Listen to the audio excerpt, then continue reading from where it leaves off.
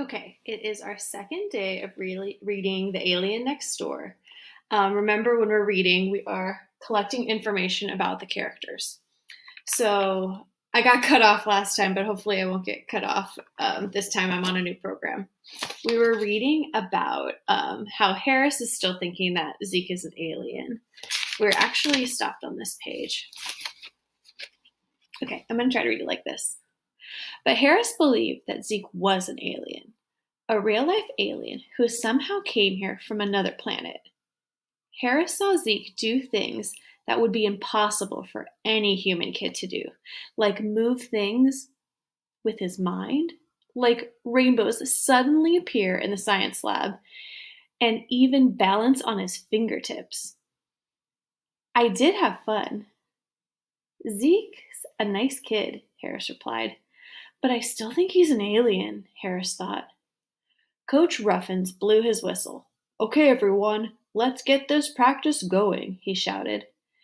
Harris, Roxy, and the rest of the players spent the next hour working on passing, shooting, and defense. When the practice was nearly over, Harris saw Zeke walking onto the field. A soccer ball flew right toward the front of Zeke's head. Look out, Harris shouted. He watched in amazement as the ball changed directions all by itself. It swung around Zeke's head and continued into the goal. Harris turned to Roxy. Did you see that? He asked her. Sure that she must have seen Zeke control the ball with his mind. Oh yeah, look, Zeke's going like this. Yeah, said Roxy. The ball came so close to hitting Zeke's head. I'm glad he didn't get hurt. Oh, she didn't notice. Drats, Harris thought. From her angle, it must have looked normal.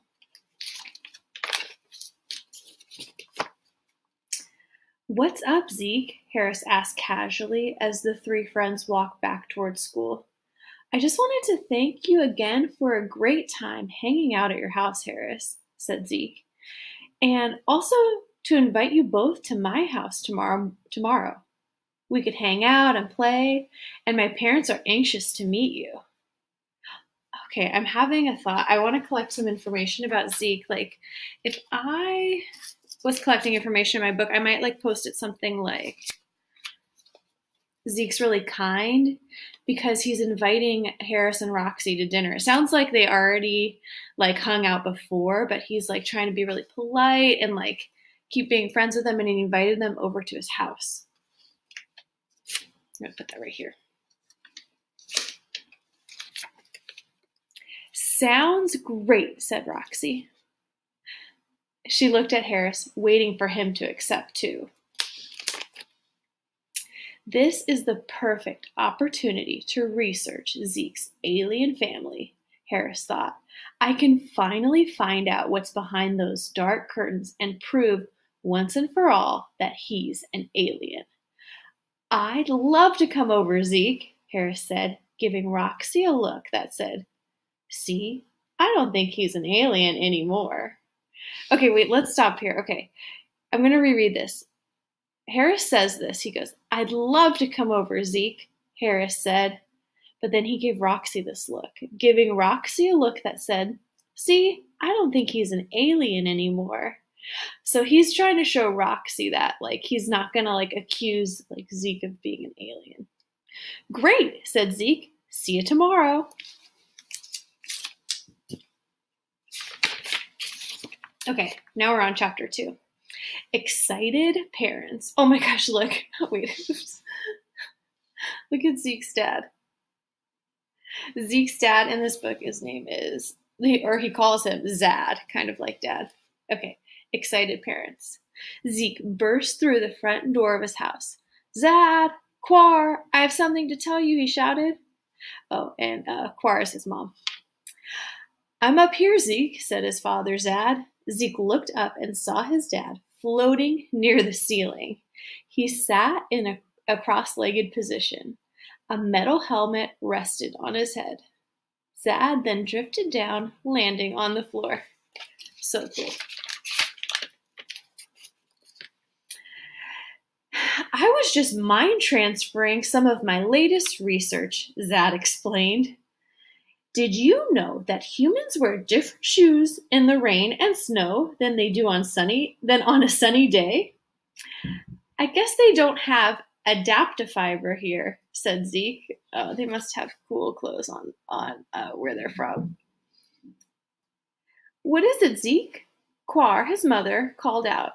She appeared in a shimmering haze to them, holo-projecting her image. I'm out in the garden. Oh, that's so cool. She's like not really there. She's just like a projected image. She's really in the garden. Harris and Roxy have agreed to come here tomorrow, Zeke said. That's great, Zeke, said Quar. We are so glad that you made 2 new friends so quickly. Yes, and it will also be the perfect chance to do some research on humans, up close, said Zad. Don't forget, you have to be as human as possible, too, said Zeke. Oh, Zeke's kind of worried that his parents might, act too much like an alien. I don't want my friends to wonder what you're doing. Don't worry, Zeke, said Quar. We will be careful and respectful. Zeke nodded, then settled down to mind project his homework. Mind project his homework. I wonder what that looks like. At the same time, next door in Harris's house, Harris told his parents about Zeke's invitation. That's wonderful, said Harris's mom. Well, I'm just glad you've given up on that crazy alien stuff, said his dad. Harris nodded to reassure his parents, but thought, tomorrow I'm finally going to prove that Zeke really is an alien. Okay, this is getting me thinking, collecting some information about Harris, and it goes with the problem in the story too. Harris wants everybody to see that he's an alien, and he's gonna try to find some way to show that Zeke and his family are really aliens. But he's told his family, he's told Roxy, yeah, I don't believe that alien stuff anymore. But he still wants everybody to see. He wants to prove it.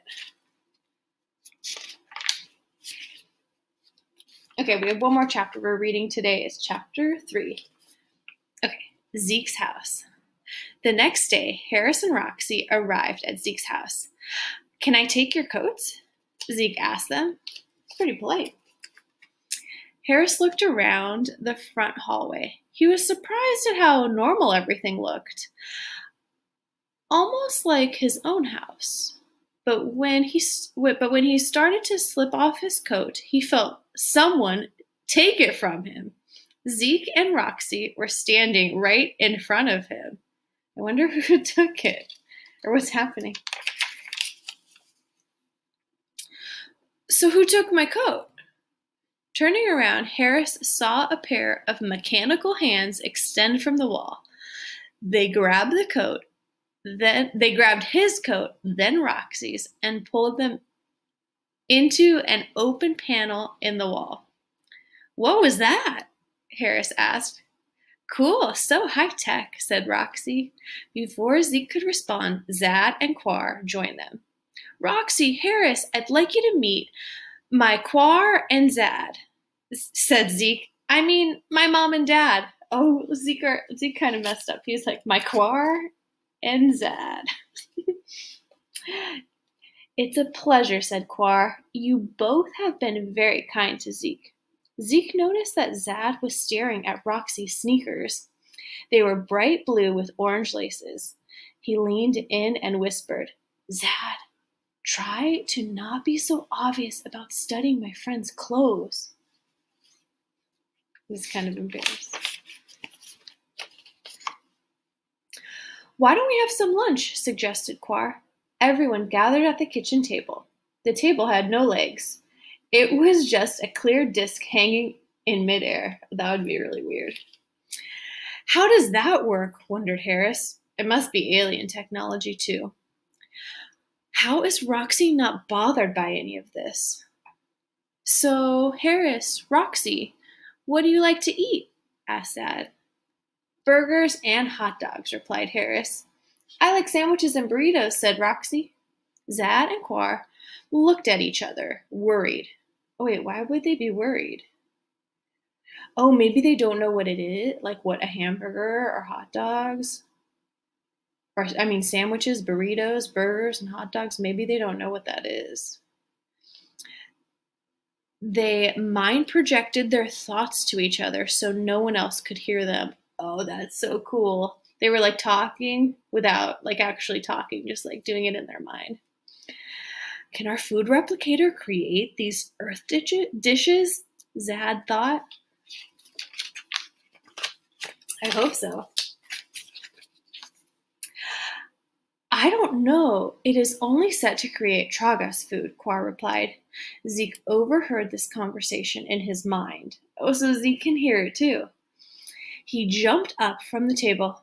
I'll take care of lunch, he said. Zeke walked over to what looked like a huge floor-to-ceiling refrigerator. He pulled open the door. What only Zeke could see was that behind the door was actually a panel of switches, buttons, and blinking lights. The Tragas Food Replicator 3000.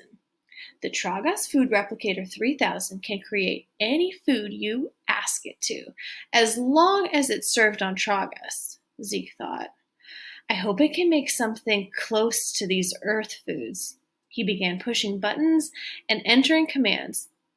Harris leaned over to see what Zeke was doing, but Roxy poked him in the shoulder. Wait, why did she poke him?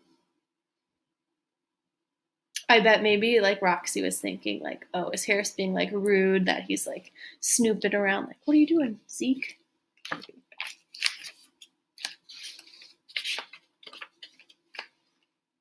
Don't be rude. Oh yeah, that's what she said. Oh, and she whispers it. Don't be rude, she whispered. What someone else keeps in their fridge is their business. A few minutes later, Zeke returned to the table with his arms full. Okay, this looks weird. This like has like what I don't know what this is. There's polka dots. This looks like a bagel sandwich or something. Harris stared at the steaming plates of food. How did Zeke heat those up in the fridge? He thought. Why does the burrito have purple polka dots? He asked. And how come the hot dog is a big circle? These are the Tragas versions of those foods, Zad said quickly. Harris bit into the hot dog and was surprised. It tasted sweet, like a candy bar. Roxy tasted her burrito. She looked at Harris and her face scrunched up. He could tell that her burrito must have tasted as weird as his hot dog. Roxy smiled at Zeke. Well, it sure is different. But good, she said. I wonder if she's really saying that. Maybe she's just being polite. Look at her face and Harris's face. That's something we can mark about them too, that maybe they're being polite. They're both polite characters. When everyone finished lunch, Zeke stood up. Why don't we go to my room and play some games? He suggested. The three friends headed to Zeke's room. I can't wait to see what kind of alien stuff he has in there, Harris thought. Okay, this last part, we're going to stop here. Yeah, the next chapter is called Playtime. This last page kind of is making me think about Harris, and I'm collecting information about him. And it says I can't wait to see what kind of alien stuff he has in there. Like, I think he's like questioning if Zeke's an alien and he wants to be able to prove it, but I think he kind of like is excited that Zeke's an alien. You know, he is trying to prove it, but like he also kind of thinks it's like really cool too. So on this page I'm posting, Harris is excited that Zeke is an alien. Okay, we'll stop here. And tomorrow we'll start on chapter 4.